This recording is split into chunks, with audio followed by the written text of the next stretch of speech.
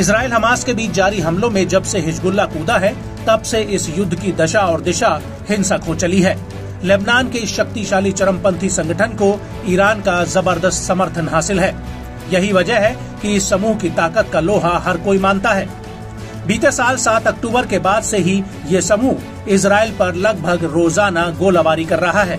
अपने एडवांस हथियारों के बूते इजराइल को चुनौती देने वाला हिजबुल्लाह अब इजराइल के लिए सिरदर्द बन चुका है। हिजबुल्लाह के बढ़ते हमलों के बीच इजराइल ने लेबनान पर भी हमले की तैयारियां तेज कर दी हैं। पीएम नेतन्याहू के बाद सैन्य अधिकारियों की ओर से आ रहे बयानों से ऐसा संकेत मिलने लगा है कि इजराइल हमास के साथ साथ हिजबुल्लाह से भी सीधा भिड़ने वाला है। वहीं हिजबुल्लाह ने भी करारा पलटवार करने और इजराइल को सबक सिखाने की धमकी दे डाली है। इन सब के चलते अमेरिका और पश्चिमी देशों समेत अरब देशों ने भी हिजबुल्लाह की उग्र कार्रवाई के चलते आतंकवादी संगठन घोषित किया हुआ था। हालांकि अब अरब देशों ने अपने पुराने फैसले में बदलाव करते हुए बड़ा फैसला लिया है। अरब लीग के सहायक महासचिव होसाम जकी ने खुलासा किया है कि अरब लीग ने अब हिजबुल्लाह को आतंकवादी संगठन की लिस्ट से हटा दिया है। अरब लीग के पिछले फैसलों में हिजबुल्लाह को एक आतंकवादी संगठन के रूप में लिस्टेड किया गया था, जिसके कारण हिजबुल्लाह समूह से सभी कम्युनिकेशन को खत्म कर दिया गया था। मगर अब लीग के सदस्य देश इस बात पर सहमत हुए हैं कि हिजबुल्लाह पर आतंकवादी संगठन का लेबल अब नहीं लगाया जाना चाहिए। हिजबुल्लाह की लेबनान के भविष्य में एक अहम भूमिका है। अरब लीग आतंकवादी सूची नहीं रखता है, सक्रिय रूप से इस तरह की संस्थाओं को नामित करने की कोशिश नहीं करता है। आपको बता दें कि बेरूत में अपनी यात्रा के दौरान जकी ने 1 दशक से ज्यादा समय के बाद अरब लीग और हिजबुल्लाह के बीच हुए पहले संपर्क में लेबनान के प्रतिरोधी गुट के वफादार के प्रमुख सांसद मोहम्मद राड से मुलाकात की। आपको यहाँ ये भी बता दें कि अरब लीग का गठन 22 मार्च 1945 को काहिरा में हुआ था।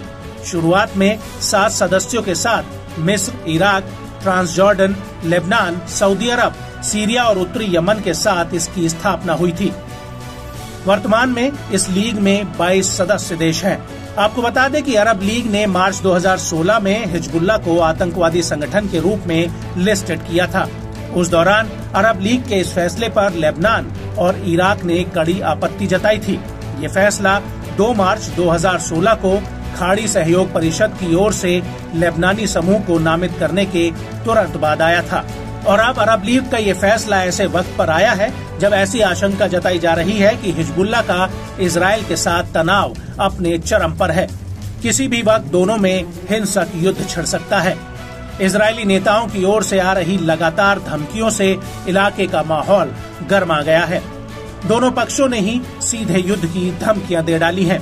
इजरायली रक्षा मंत्री योव गैलेंट ने कहा कि वो हिजबुल्लाह के साथ एक राजनयिक समझौते पर पहुंचना पसंद करते हैं। इजराइल का रक्षा प्रतिष्ठान लेबनान में संभावित हमले की तैयारी कर रहा है। हम हर चीज के लिए तैयार हैं। हम अपनी डिफेंसिव और एग्रेसिव दोनों ताकत के लिए तैयारी कर रहे हैं। ऐसे नाजुक मोड़ पर लीग का ये फैसला काफी हद तक हिजबुल्लाह को अप्रत्यक्ष रूप से समर्थन करने वाला माना जा रहा है। हिजबुल्लाह की बढ़ती सैन्य ताकत भी इसकी एक वजह मानी जा रही है। लेबनान पर जिस तरह से हिजबुल्लाह समूह का कब्जा बरकरार है, जिसका असर भी अरब देशों के इस फैसले पर साफ तौर से देखा जा सकता है। अरब लीग के सहायक महासचिव ने बताया कि इजराइल की ओर से आ रहे हमलों के संकेत चिंताजनक है, लेबनान पर युद्ध थोपने की ओर इशारा करते हैं। अरब लीग इसके खिलाफ है।